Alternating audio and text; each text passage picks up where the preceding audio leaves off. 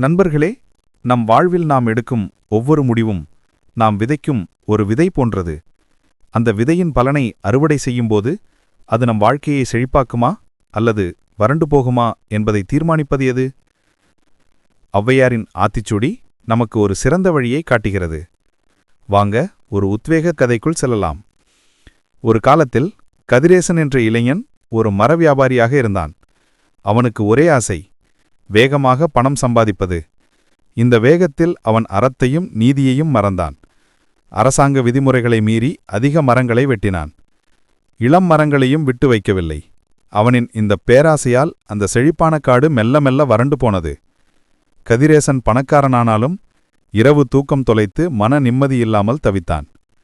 ஒருநாள் கதிரேசன் ஒரு பெரிய ஆலமரத்தை வெட்டத் தொடங்கினான். அப்போது பக்கத்திலிருந்த ஒரு வயதான முனிவர் அவனை அணுகினார். மகனே, என்றார் முனிவர், இந்த மரம் ஆயிரக்கணக்கான உயிர்களுக்கு அடைக்கலம். உன் பேராசைதான் உன்னை அழிவுப்பாதைக்கு கொண்டு செல்கிறது. கதிரேசன் எரிச்சலுடன், எனக்கு என் தொழில் முக்கியம், விலையைப் பற்றி பேசுங்கள் என்று கோபமாக பதிலளித்தான். முனிவர் சிரித்துக்கொண்டே, உன் கோபத்தை முதலில் குறை, பிறகு அறம் செய்ய விரும்பு என்பதை நினைவில் கொள். நேர்மையாக சம்பாதித்தால் வரும் அமைதியே உண்மையான செல்வம் என்று அமைதியாக உரைத்தார். முனிவரின் வார்த்தைகள் கதிரேசனின் மனதை உலுக்கின. அவன் அன்று முதல் தனது பேராசையை முற்றிலுமாக கைவிட்டு அறம் செய்ய விரும்பு என்ற ஔவையாரின் வாக்கின்படி வாழத் தொடங்கினான். அவன் வெட்டிய ஒவ்வொரு மரத்திற்கும் பதிலாக 2 மரக்கன்றுகளை நட்டான். அவனது நேர்மையைக் கண்டு அரசு அவனை காட்டை பராமரிக்கும் பொறுப்பில் அமர்த்தியது. அவன் முன்பு போல பெரிய செல்வந்தன் இல்லை, ஆனால் அவனது மனது அமைதியாகவும் மகிழ்ச்சியாகவும் இருந்தது. அவன் குடும்பமும் அவனை மதித்தது. நண்பர்களே, இந்த கதை நமக்கு என்ன கற்றுத்தருகிறது? அறம் செய்ய விரும்பி நேர்மையாக நல்ல செயல்களை செய்ய விரும்புங்கள். ஆறுவது சினம். பேராசை, கோபம் போன்ற உங்களின் எதிர்மறை உணர்வுகளை கட்டுப்படுத்துங்கள்.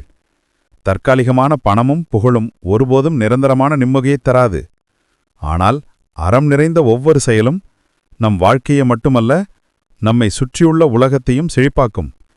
உண்மையான வெற்றி என்பது மன நிம்மதியும் நாம் வாழும் சமூகத்துக்கு நாம் செய்யும் நன்மைகளும் தான்.